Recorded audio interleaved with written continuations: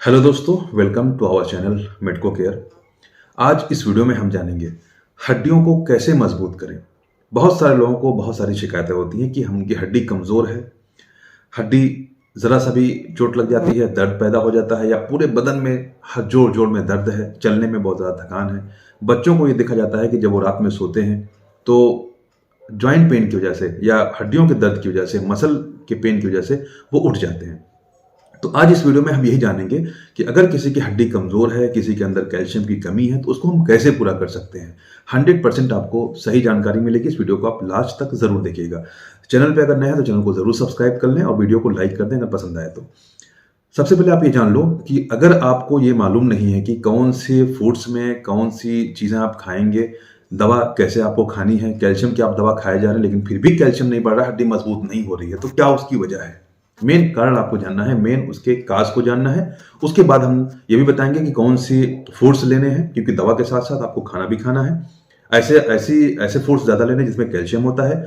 और हम ये भी बताएंगे कि अगर कैल्शियम आप खाते जाएं, लेकिन अगर आप उसके साथ दूसरी चीज़ नहीं लेंगे तो आपका कैल्शियम खाना बिल्कुल वेस्ट है, बिल्कुल बेकार है। अगर आपके अंदर दूसरी चीज़ की कमी है, एक विटामिन है जिसकी कमी होती है, उसकी वजह से आपका कैल्शियम एब्जॉर्ब नहीं होता है, बदन के अंदर नहीं लगता है। तो इस वीडियो को आप लास्ट तक देखिए।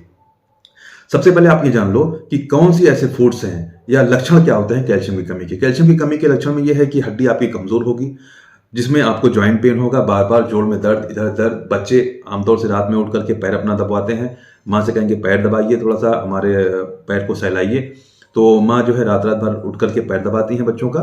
और उसके बाद फिर उनको समझ में नहीं आता, दर्द की गोली देती हैं, उसके बाद भी उनका नहीं जाता। फिर अगर किसी डॉक्टर के पास जाते हैं, वो कैल्शियम का सिरप साथ में कोई और दवा देता है, तो उससे फिर उनको आराम हो जाता है। तो ये सारी चीजें, बड़ों में ये होता है कि जॉइंट पेन, दर्द बना रहता है, बिल्कुल बना रहता है, और ये कम नहीं होता है। अब ये आप जान लीजिए कौन से फूड्स दें। तो सबसे पहले दूध, जो अगर आपको ओरिजिनल मिल जाए, अच्छा दूध मिल जाए तो ये बहुत जरूरी है। दूध पीना खास तौर से फीमेल्स के लिए, औरतों के लिए और बच्चियों को दूध पिलाना एकदम मस्ट है, जरूरी है। दही, ठंडी का मौसम है, अगर सर्दी खांसी है तो परहेज करें। गर्मी में दही और पनीर, इन सब चीजों में कैल्शियम बहुत ज्यादा होता है। इसी तरीके सोयाबीन में भी कैल्शियम होता है। और इंजीर है, जो अगर कुछ लोगों को पसंद है, उसमें भी कैल्शियम होता है। अगर हम बात करें कि सब्जियों में, तो हरी सब्जियों में कैल्शियम बहुत होता है। हरी सब्जियां अगर आप खाते हैं तो उसमें भी कैल्शियम बहुत होता है और उससे फायदा होता है।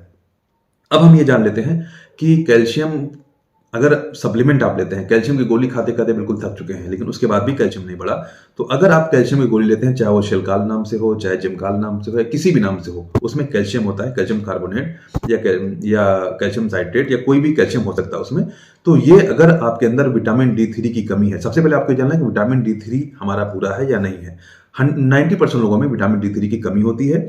तो सबसे पहले आपको अपना विटामिन D3 पूरा करना है, उसके बाद कैल्शियम आपको लेना है। या कैल्शियम के साथ साथ आपको विटामिन D3 का कैप्सूल हफ्ते में एक बार या उसका इंजेक्शन लगवाना पड़ता है, उसके साथ आप कैल्शियम लेंगे तो कैल्शियम आपका बॉडी में लगेगा। क्योंकि जैसे आप कैल्शियम खाएंगे, पेट में जाएगा, पेट में जाने के बाद विटामिन D3 ही है जो उसका इंटेस्टाइनल एब्जॉर्प्शन बढ़ाता है, जो पेट से उसकी एब्जॉर्प्शन को बढ़ाएगा, बॉडी में लगाएगा। अगर विटामिन D3 नहीं है तो कैल्शियम सही से एब्जॉर्ब नहीं होगा।